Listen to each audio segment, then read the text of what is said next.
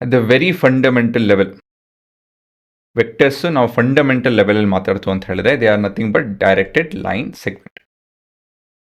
Directed line segment. Directed ಅಂತ ಹೇಳಿದ್ರೆ they have direction ಅಂತ ಹೇಳಿ. ಲೈನ್ ಸೆಗ್ಮೆಂಟು ಅಂತ ಹೇಳ್ತು ಅಂದರೆ ಟಾಕಿಂಗ್ ಅಬೌಟ್ ಮ್ಯಾಗ್ನಿಟ್ಯೂಡ್ ಎಷ್ಟು ಅಂತ ಹೇಳಿ ಬೇಸಿಕಲಿ. ಸೊ ನಾವು ವೆಕ್ಟರ್ಸ್ ಮಾತಾಡಬೇಕು, ವೆಕ್ಟರ್ ಉಪಯೋಗಿಸಿದೀವಿ ಅಂತ ಹೇಳಿದ್ರೆ we need to make use of directed line segment ಅಂತ ಹೇಳ್ತು ಅಂತ ಹೇಳಿದ್ರೆ ಈ ರೀತಿಲಿ ಬರೀಬೇಕು ಅಂತ ಹೇಳಿ ಲೆಕ್ಕ. ಡೈರೆಕ್ಟೆಡ್ ಏನಕ್ಕೆ? It has a direction. Line segment ಅಂತ ಹೇಳಿದ್ರೆ ಭಾಗ ಅಂತ ಹೇಳಿ. ಲೈನ್ ಅಂತ ಹೇಳಿದ್ರೆ infinitely long.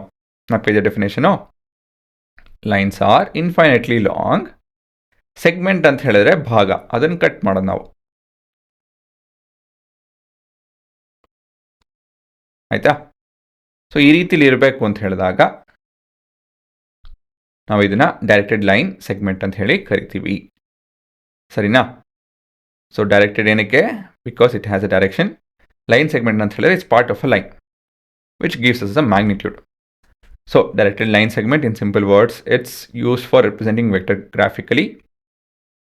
Arrow shows the direction while length shows the magnitude. ಈ ಪಾಯಿಂಟಿನ ಅರ್ಥ ಏನಪ್ಪ ಅಂತ ಹೇಳಿದ್ರೆ ಇಲ್ಲೊಂದು ಉದಾಹರಣೆ ಇದೆ ನೋಡಿ.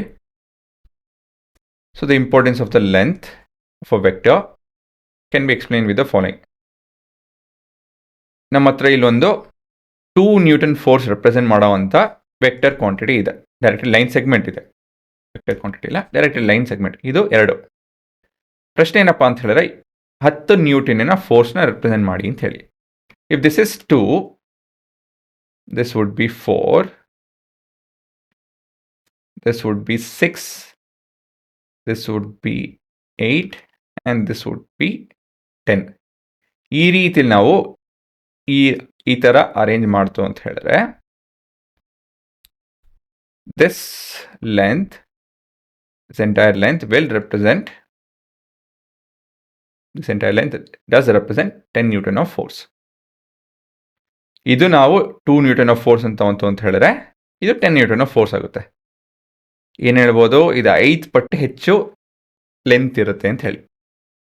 ಅರ್ಥ ಆಯ್ತಾ? So it has a specific meaning. ಇಷ್ಟಿತ್ತು ಅಂತ ಹೇಳಿದ್ರೆ 10 ಆಗುತ್ತೆ, ಇದು ಅರ್ಧ ಬಂತು ಅಂದರೆ 5 ಆಗುತ್ತೆ. ಸೊ ಸುಮ್ಮನೆ ಲೈನ್ ಎಳೆಯೋದಲ್ಲ ನಾವು, ಅದರಲ್ಲಿ ಅರ್ಥ ಇದೆ. ನಾನು ಇದನ್ನು ದೊಡ್ಡ ಫೋರ್ಸ್ ಅಂತ ಹೇಳಬೇಕು ಅಂತ ಹೇಳಿದ್ರೆ ಮತ್ತೊಂದು ಪುಟ್ಟ ಫೋರ್ಸ್ ಅಂತ ಹೇಳಬೇಕು ಅಂದರೆ ಈ ರೀತಿಯಲ್ಲಿ ರೆಪ್ರೆಸೆಂಟ್ ಮಾಡ್ಬೇಕು ನಾವು. ಅರ್ಥ ಆಯ್ತಾ? So the length has a meaning associate with it. ಆಯ್ತಾ ಹುಡುಗರ? ಎಷ್ಟು ಲೆಂತ್ ಎಷ್ಟು ರೆಪ್ರೆಸೆಂಟ್ ಮಾಡಬೇಕು, ಏನು ರೆಪ್ರೆಸೆಂಟ್ ಮಾಡಬೇಕು ಅದು ನಿಮ್ಮ ಮೇಲೆ ಬಿಟ್ಟಿದ್ದು. ಒಂಥರ ಮ್ಯಾಪ್ ಇದ್ದಂಗೆ. ಆಯಿತಾ? ಹೋಗ್ತೀವೆಲ್ಲ ಅರ್ಥ ಆಗುತ್ತೆ. ತಕ್ಷಣಕ್ಕೆ ಇದನ್ನೆಲ್ಲ ಬರ್ಕೊಂಡಿರಿ.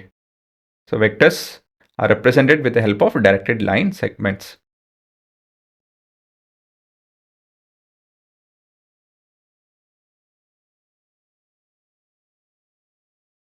ಮತ್ತೊಂದು ಹೇಳೋದು ಮರ್ತೆ, ಇದಕ್ಕೆ ನಾವು ಟೇಲ್ ಅಂತ ಹೇಳಿ ಕರಿತೀವಿ, ಇದನ್ನು ನಾವು ಹೆಡ್ ಅಂತ ಹೇಳಿ ಕರಿತೀವಿ. ಆಯ್ತಾ? So this is the tail of a vector and this is the head of the vector. ಇಲ್ಲೂ ಕೂಡ ಇಲ್ಲಿ ಬರ್ಕೊಳ್ಳೋಣ. ಇಲ್ಲಿ this is the tail and this is the head. ಇದು ತಲೆ, ಅದು ಬಾಲ.